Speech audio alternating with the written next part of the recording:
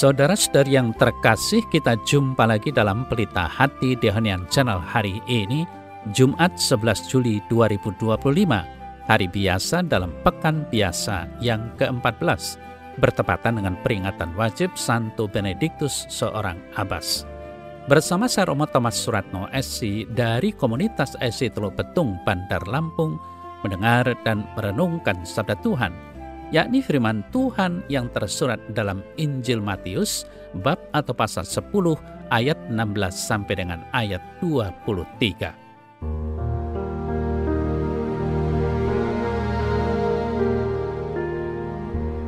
Pada suatu hari, Yesus bersabda kepada ke-12 muridnya, "Lihat, aku mengutus kamu seperti domba ke tengah-tengah serigala. Sebab itu hendaklah kamu cerdik seperti ular dan tulus seperti merpati.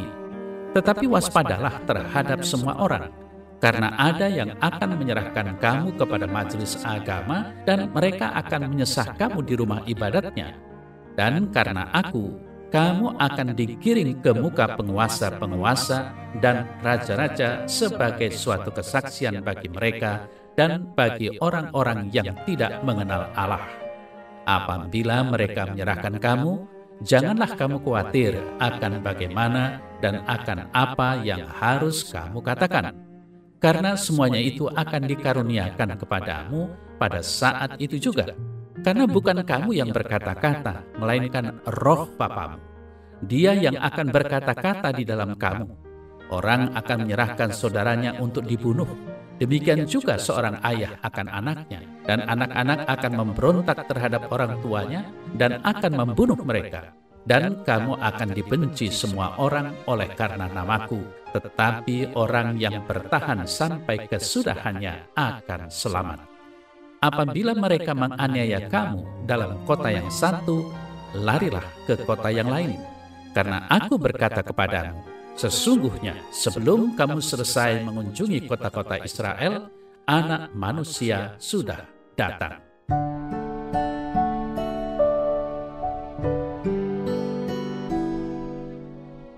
Saudara-saudari yang terkasih, Yesus sadar bahwa perutusan yang akan diemban para muridnya tidaklah mudah.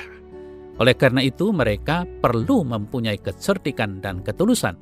Walaupun ada banyak tantangan, tugas pewartaan harus berjalan terus. Para murid akan berjalan membawa kabar gembira, namun tidak semua orang mau menerima mereka. Mereka diutus seperti domba di tengah-tengah serigala. Dan ini sungguh menakutkan.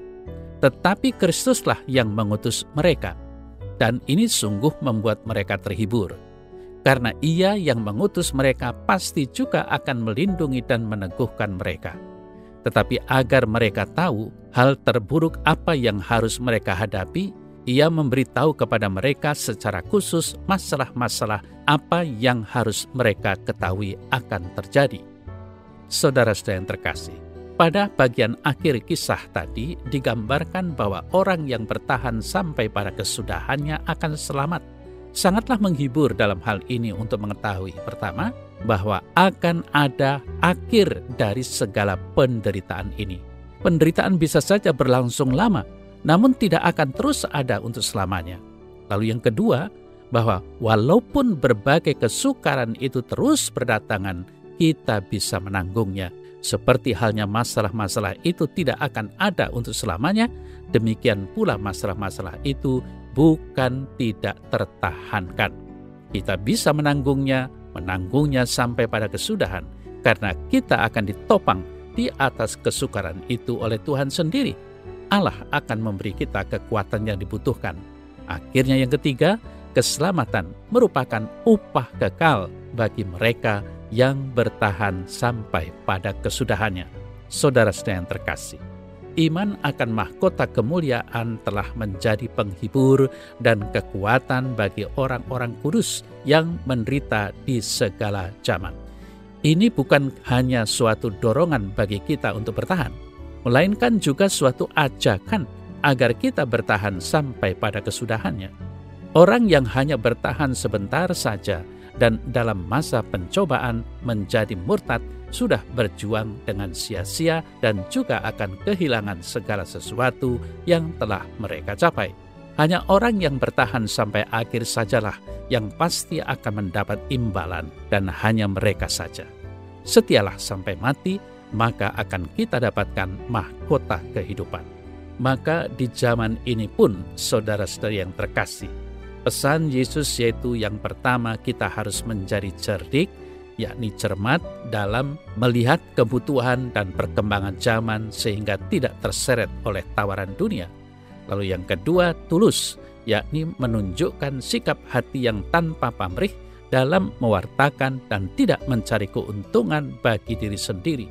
Kedua sikap ini memang sangat relevan dengan kondisi saat ini, namun tidak selalu mudah untuk diwujudkan.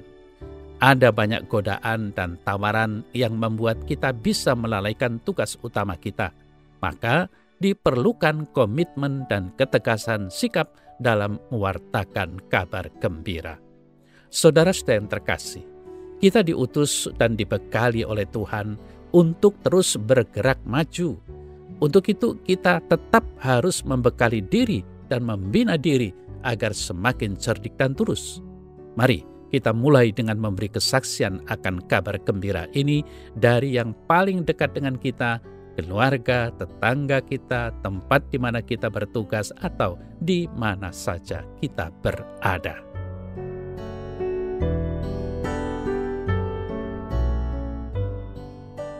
Dalam nama Bapa dan Putra dan Roh Kudus. Amin. Ya Tuhan Yesus, berilah aku kekuatan akan kesetiaan dalam mewartakan Injil-Mu kepada semua orang yang kujumpai dalam hidupku. Terpujilah Engkau kini dan sepanjang segala masa. Amin. Semoga Allah yang Maha Kuasa memberkati saudara dalam nama Bapa dan Putra dan Roh Kudus. Amin.